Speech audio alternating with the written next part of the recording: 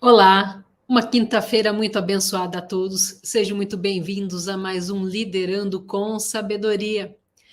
E hoje nós continuaremos as nossas aulas sobre autorresponsabilidade, falando sobre a quinta e a última e sexta lei. Mas antes de a gente começar a nossa aula, deixe o seu like, se inscreva no nosso canal e ative o sininho para que você possa receber as nossas atualizações sobre os novos vídeos. E lembrando que nós estamos colocando essas aulas de segunda a sexta-feira às 7h27 da manhã e você as encontra sendo transmitidas no YouTube e no LinkedIn. Então, hoje nós vamos para a nossa quinta lei, que é: se é para justificar os seus erros, aprenda com eles. Isso é algo muito importante que tem muito a ver também com maturidade, humildade.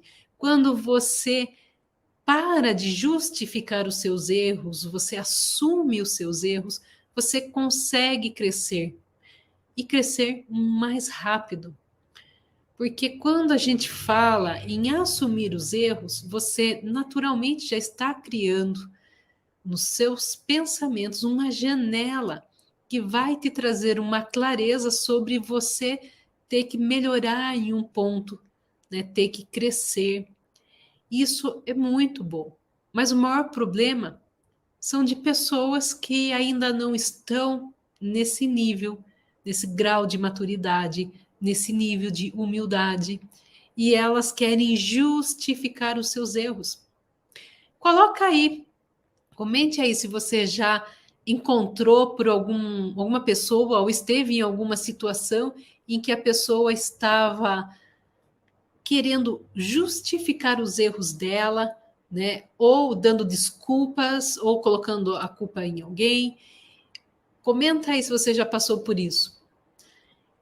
E aí é muito perceptível, principalmente para o líder que já tem experiência, as atitudes dessas pessoas que tentam justificar. Ele já vai saber que pessoas que tendem a justificar os seus erros, ele vai ter mais trabalho de liderança, ele vai ter que treinar mais, ela ainda não vai abrir essa janela da atenção para que ela possa crescer e melhorar para as próximas vezes. Eu já passei por situações em que eu tive um liderado em que ele tinha um medo de assumir a responsabilidade por algum erro que ele fazia. Então, toda vez que ele errava, ele já vinha com 500 desculpas prontas na cabeça.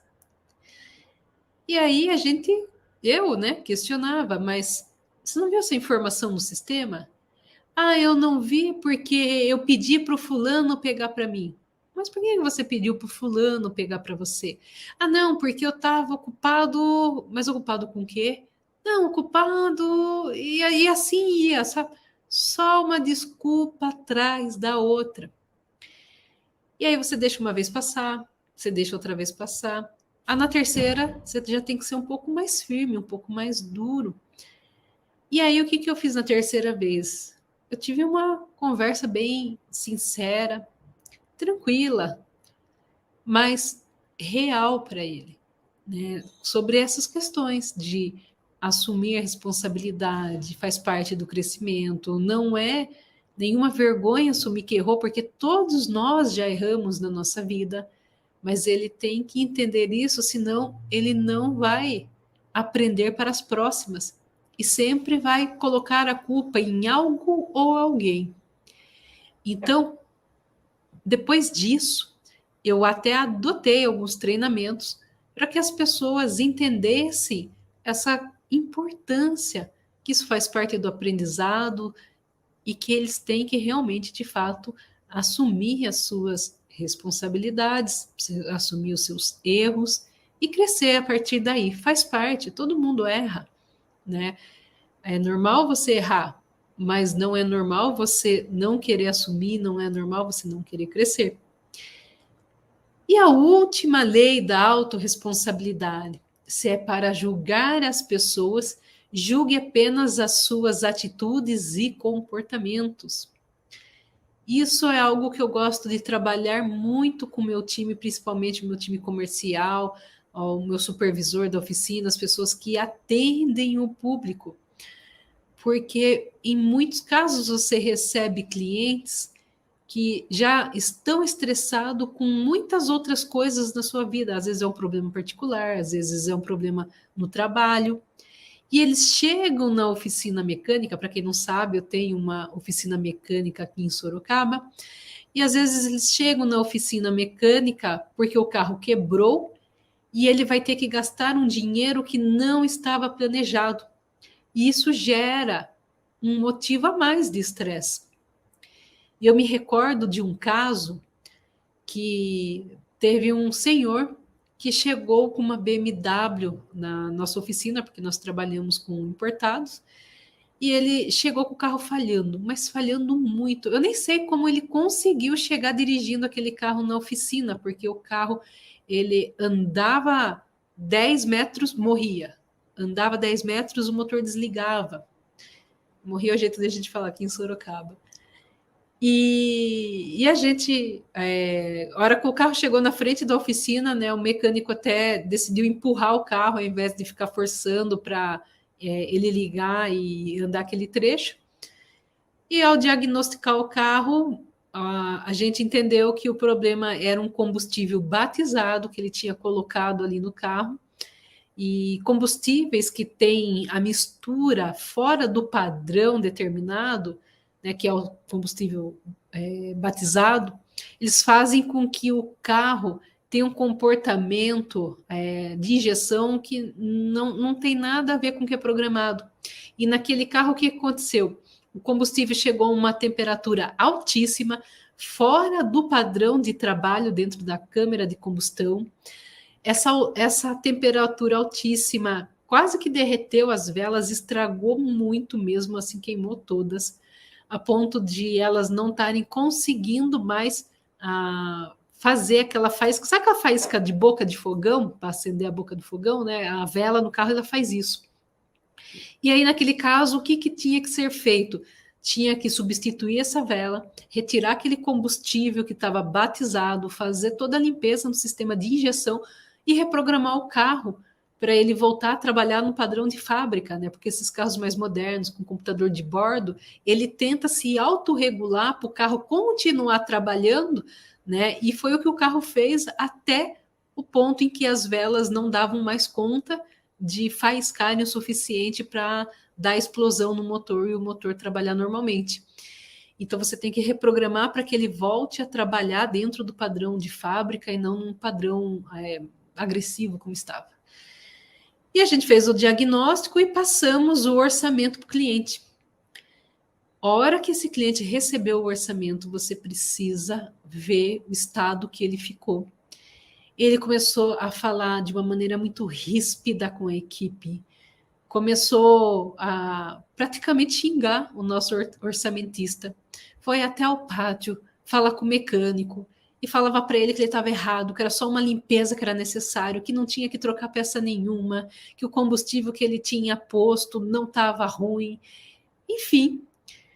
E nesse momento, os meus meninos, né, eu chamo eles de meninos, me chamaram no escritório, eu desci para ver o que estava acontecendo, entendi a situação e conversei com o rapaz, falei, não, fique em paz, né? Até então ninguém tratou ele mal, mas a gente ouviu o que não gostaríamos de ouvir, né? Porque nós estamos ali para trabalhar e trazer a solução para o seu problema, né? E não para escutar um monte de desaforo, né?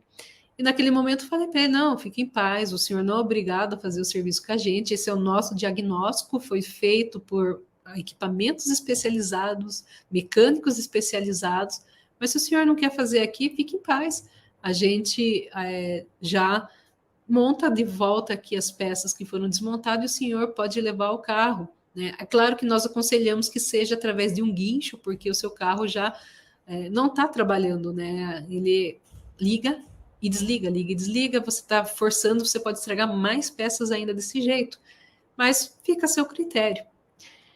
E aí ele começou a falar para mim, não, você não tem noção, esse carro não é meu, é do meu genro, eu não estou com dinheiro no momento para ter um carro, emprestei o carro dele, agora eu vou ter que pagar uma manutenção que eu não tenho dinheiro. Não, tudo bem, o senhor pode tirar o carro daqui, não vou cobrar nada do senhor, pode levar o carro daqui, fique em paz.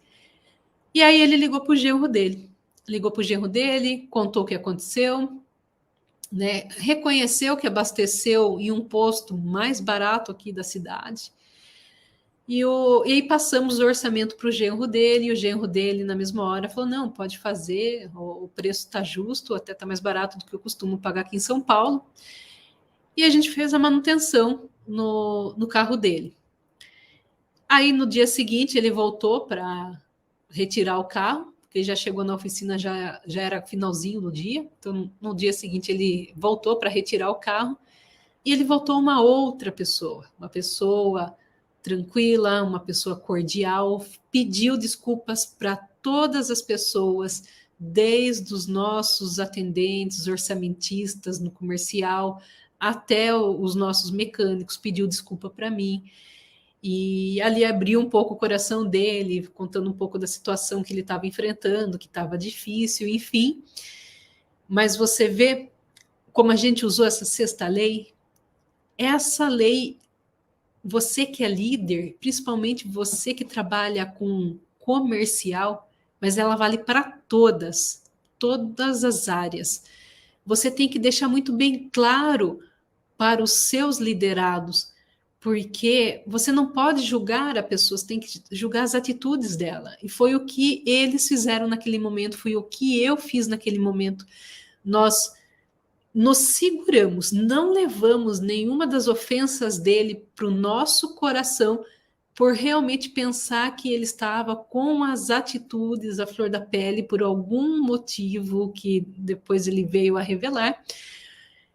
Mas se a gente começa a achar que aquilo é da pessoa, que a pessoa é grossa daquele jeito, que falta com respeito, e você começa a trazer isso para o seu interior, para o seu coração, qual que é a tendência? A tendência era nós do outro lado começarmos a xingar também, começarmos a falar alto, né, tratá-lo mal, né, devolver tudo aquilo que a gente estava recebendo. Então, quando a gente usa essa lei para entender por esse lado, qualquer discussão não vira briga.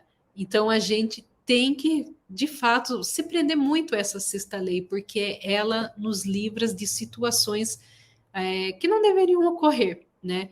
E como vocês podem ver, né, depois ele veio, pediu desculpa para todo mundo, né? É claro que após ele tirar o carro dali, eu reuni toda a equipe, eu parabenizei eles por eles terem tido esse controle emocional, frisei novamente a sexta lei, não só a sexta, como as outras 5, né? Eu tenho na minha oficina e também no Instituto espalhado um cartaz com as 6 leis para que eles sempre estejam atentos a isso, mas isso ajuda demais, né? E a gente, como líder, tem que reconhecer, porque de fato nenhum deles, nem eu, merecia ficar ali escutando desaforos por algo que a gente não fez no carro da pessoa, foi a própria pessoa que tomou as decisões que danificaram o carro e pioraram ainda o carro, né? A partir do momento que ele insistiu em andar com o carro e atravessou a cidade para trazer o carro para a gente, falhando daquele jeito, ele só piorou a situação das peças.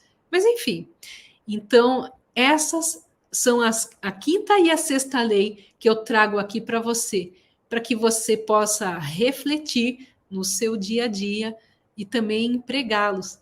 Mas e aí, me conta aí, deixa nos seus comentários, você já passou por uma situação difícil, uma situação em que a pessoa descarregou toda a raiva em você e depois você entendeu que o problema não era a pessoa em si, mas circunstâncias que estavam ocasionando aquele comportamento? Comenta aí para nós. E se você gostou desse vídeo, deixe o seu like, se inscreve no nosso canal e ative o sininho para que você possa receber mais vídeos, mais compartilhamento dessas experiências, dessas lições de vida para você pôr em prática já no seu dia a dia.